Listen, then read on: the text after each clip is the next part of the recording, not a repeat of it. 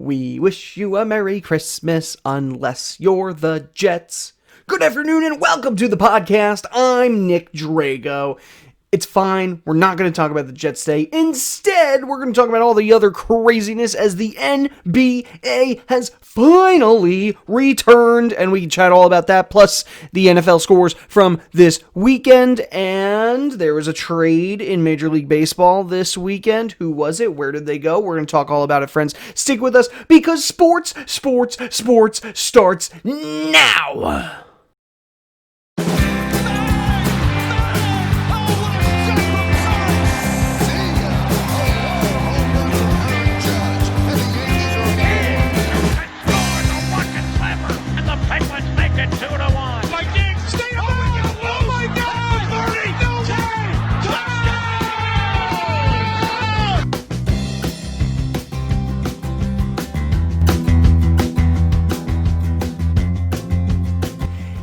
Welcome to the Sports Podcast with me, your host, Nick Drago. For those of you that are new to the show, welcome. We're currently working on a new studio. This one is just not gonna cut it, but no worries, friends, because we're gonna have a new background very, very soon, I promise. So, how was your weekend? Did you have a good Christmas or other holiday for my non-Christmas celebrators? We are accepting of all holidays here as long as you get a present. I'm looking at you, Thanksgiving. Actually, that's not true, because Thanksgiving, the present is food. And that's always a wonderful thing to have. For real, though, I had a great holiday. Got to see my family. It was very nice, very relaxing. Now we're back to the old grind, because I do have a day job, and it isn't this. So, what do you think? Should we talk about some sports? Let's talk about a little bit of sports from this weekend. So, going into the NFL scores, we had a bunch of awesome games, and for some reason my phone is being trouble and doesn't want to show me the scores. Here we go. All right, so starting with the Vikings and Saints on Christmas. Saints got a win 52-33, really close game. Honestly, it was so close. New Orleans really pulled out towards the end, though. 21 points in the fourth quarter. Of course, Drew Brees with 2 interceptions and 0 touchdowns on the day. Regardless, Saints get away with a big win. Buccaneers, they beat the Lions 47-3. This may have been one of the best games of Tom Brady's career. 4 touchdowns, 348 yards. Even Blaine Gabbert got into the mix and had 2 touchdowns for the Bucs. That's fun. They ended up pulling Tom Brady. He was playing so well. 49ers, they got a win over the Cardinals, 20-12. Kyler Murray not living up to expectations for the day. Dolphins and Raiders. Dolphins just barely squeaked out a win, 26-25. 13 points in the fourth quarter did the trick. Fitzmagic got to get in there, 182 yards and 1 touchdown for him. The Ravens, they got a win over the Giants, 27-13. Browns lost to the Jets. They won again. This was their shot. Oh, Jets. Didn't matter because the Jaguars, they lost to the Bears 41-17. Chiefs, they got a win over the Falcons 17-14. Yeah, really close. The Chiefs are vulnerable, friends. Maybe it's the end of the season. They're not, maybe it could be a million different reasons. But I would say don't sleep on any team beating the Chiefs. Pat Mahomes, though, still had 278 yards, 2 touchdowns, but he did have a pick.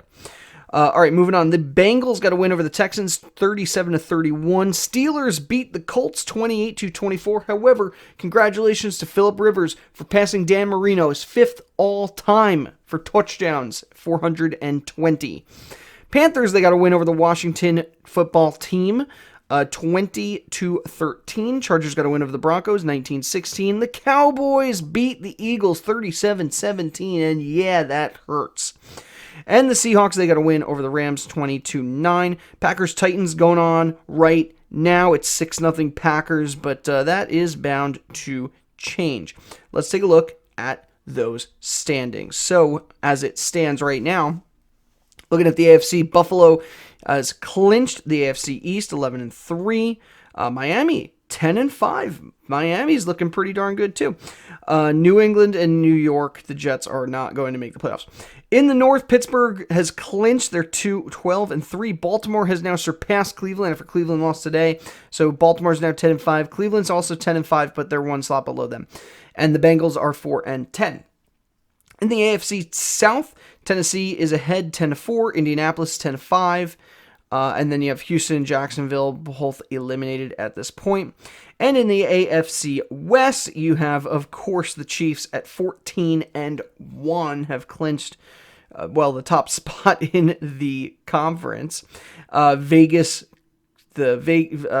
Chargers and Broncos are all eliminated. So where do we stand right now?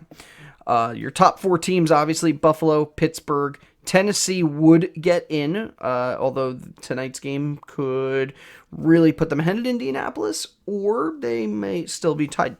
And then Kansas City. Then that leaves you with 3 wild card teams, and there are 4 teams vying for those spots. Miami, Baltimore, Cleveland, Indianapolis. All of them have 10 wins right now. So really, we won't have an answer on that until we see how the games shake out this weekend and next weekend. But it's going to be close. It's going to be down to the wire. Cleveland could very well miss the playoffs, and yet going into this week, they had a shot to take the division. Meanwhile, Baltimore at 10-5 also had Pittsburgh lost, could have taken the division next weekend as well. So really exciting stuff. Baltimore's definitely turning around the last few weeks. Let's take a look at the NFC. Now, the NFC East is just a total blunder blob. Oh, God. Okay, Washington football team are 6-9. Dallas is also 6-9. Dallas can still win this division. They were in the last place 2 weeks ago. The Giants 5-10, and the Eagles are officially eliminated at 4-10. So miserable division. Somebody with a losing record is getting into those playoffs. In the NFC North, you have the Packers, obviously clinched the division. Bears are 8-7. Minnesota and Detroit, they have been eliminated. Going into the South, the Saints have clinched the division, but the Bucks are 10-5, and they clinched a playoff spot. Carolina, Atlanta, they were both eliminated.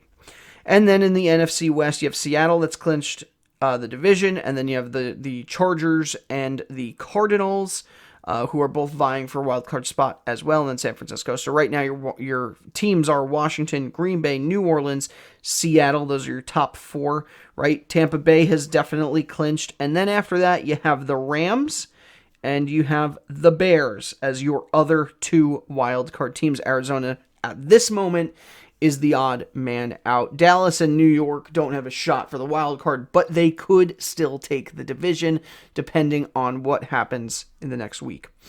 Very exciting stuff going on there. Kansas City, did Travis Kelce broke a record, became the first tight end to have 2 100 catch seasons. Congratulations to Travis Kelce. Definitely earned it. I mentioned Phillip Rivers passing Dan Marino on the all-time list. Oh, J.J. Watt is not happy. And if you're a fan of the Texans, you're not happy either. Texas was really supposed to make a big jump this year. You know, they have a lot of strong pieces. Their defense is usually, I don't want to say unbeatable, but it's usually serviceable and pretty darn good at that. JJ's not happy, and I don't blame it. You know, they basically just laid out a big dump on the season. They've only had 4 wins to their name, 4-11 actually. I think that there's going to be a lot of changes in Texas. They've already had some coaching shakeups. They've already had a coaching shakeup, a couple coaches. I'm just saying words now. I'm just going to keep saying words. And if you like hearing that, then that's great. I'm sorry. I'm still recovering from Christmas dinner. So good food. So good food. Jacksonville, meanwhile, they're absolutely going to have the number 1 pick, and there are so many players for them to pick from at number 1, but if they're dumb, it won't be Trevor Lawrence. Honestly, if you're the Jags, that's going to be the guy you take. They've been desperate for a quarterback for years.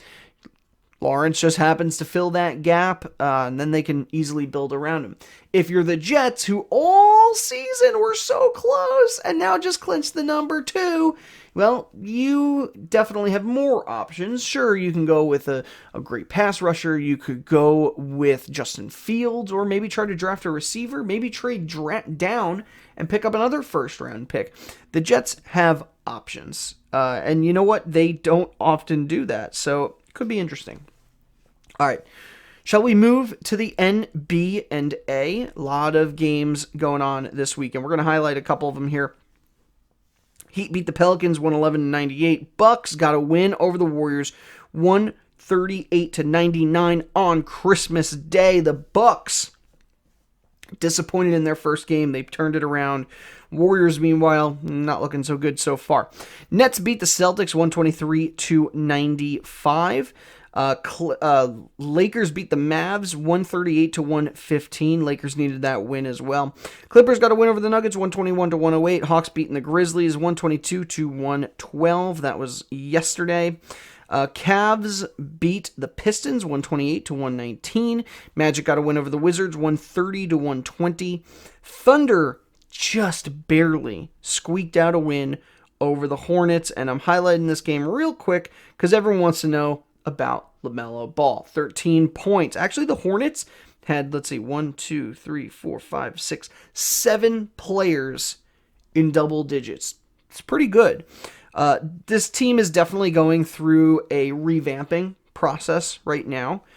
So to lose by 1 point to the Thunder is not so bad. I'm sorry, 2 points, 1 bucket. 76ers got a win over the Knicks. Surprise, surprise, 109-89. Pacers beat the Bulls 125-106. Spurs beating the Raptors 119-114. Timberwolves beat the Jazz 116-111. Kings got a win over the Suns 106-103. Trailblazers beating the Rockets 128-126. And our boy James Harden killing it with 44 points. But you also cannot ignore Christian Wood. Christian Wood's just a youngin', but man, his 31 points really helped the Rockets come out. Oh no, they lost this one. I'm sorry. Never mind. Rockets lost anyway. But I'm sure James Harden's pissed. All right, now we got to talk about today's games. The Mavericks beat the Clippers 124-73. At halftime, they had a 50-point lead. That is a record in the shot clock era. 50-point lead over the Clippers at halftime. The Clippers only had 27 points in the first 2 halves. It is sad. Absolutely 100% sad for a team that has Paul George, for a team that has Ibaka, for a team that should be absolutely killing it right now. Kawhi was not playing, but man, so close. All right, a couple other games right now are going through they're happening as we speak. So, don't know yet who's going to win, lose, but Pelicans are beating the Spurs at the moment. Wizards over the Magic. The Hornets are currently beating the Nets 74-72. I mean, the Nets so far, they're 2-0 on the season. Between Durant and Irving, these two guys have meshed very well together, and I want to see more of what they can do. Cavaliers are currently beating the 76ers 64-50. Good on the Cavs beating a team like Philly, although things do change constantly. The Knicks are beating the Bucks 61-45, and I love it. Burks, who has been an unsung hero for the Knicks, is double digits from the bench yet again. Randall, Barrett, Peyton, they're all killing it right now for the Knicks. So, maybe they'll get a big win over the Bucks, and maybe Giannis is still rethinking that 5-year contract. And the Bulls are beating the Warriors by 1 point right now, 23-22. Celtics beating the Pacers 27-23. Kings and Suns are on tonight. Lakers, Timberwolves are also on tonight, but let's be honest, by the time you're listening to this, those 2 games would have ended. Upcoming matchups for this coming week that I think you're going to want to see. Thunder Jazz could be exciting. Rockets Nuggets on Monday night, and Trailblazers Lakers also Monday night. Those are 2 matchups that I would dial in for.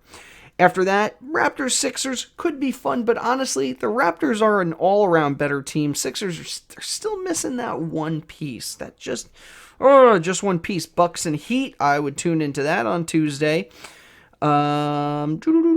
Yeah, I would stick with those games for now for Monday, Tuesday of this coming week. But, you can watch whatever darn games you want to right now. Let's look at the standings. In the East, Brooklyn's 2-0, Atlanta's 2-0, Indianapolis is 2-0. Orlando's 2-0, Philly's 2-0, Cleveland's 2-0. Right? And then you have Boston's 1-1, Miami's 1-1, Milwaukee's 1-1. Toronto hasn't won a game yet this year. Weird. Again, this is all going to change over the course of tonight, so I don't even know why I'm reading these to you.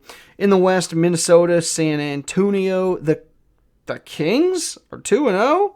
The Clippers are 2-1. That's just it. At this point in the season, it makes very little difference. So why don't we just move on from this? We talked about the Mavericks setting a record, but we didn't talk about Reggie Bullock on the Knicks. Reggie went out there the other day. He had number 25 on the front of his jersey and the number 23 on the back of his jersey.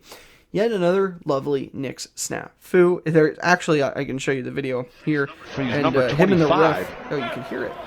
I think they're going to have to change jerseys. Hear that? Yeah, both of them. What are those jerseys, Mike? The city editions. So you could see in the video that the ref is actually laughing at Bullock over this. And it's very comical to see, for sure. Oh, LeBron James. I can't believe this is news. So LeBron's son, who's 16, liked an Instagram post from Larsa Pippen, and suddenly everybody thinks that Bronny James is, their words, not mine, sliding into her DMs. For those of you who are not up to internet speak, it means that he's trying to hit on her and possibly send her some private messages. I should note that Larsa Pippen, wife of Hall of Famer Scottie Pippen, is much, much older than LeBron James' 16-year-old son, and their kids are friends. All he did was like his mom's post, and let's be honest, we're all guilty of that from time to time. The fact that this even made news and is all over the media right now is really sad and tells me we have nothing better to report on. This poor kid, Bronny James, is 16 years old and has more publicity than most. I really hope that he ends up being a superstar like his dad. Otherwise, he's just going to have a miserable rest of his life. What I mean is that living up to the fame of his father is going to be very challenging if he's not a fantastic basketball player. I think he's going to have a very happy, fulfilling life regardless of what he does. I probably should have said it like that from the beginning and not said it like a creepy weirdo that lives under a bridge. Okay, let's continue.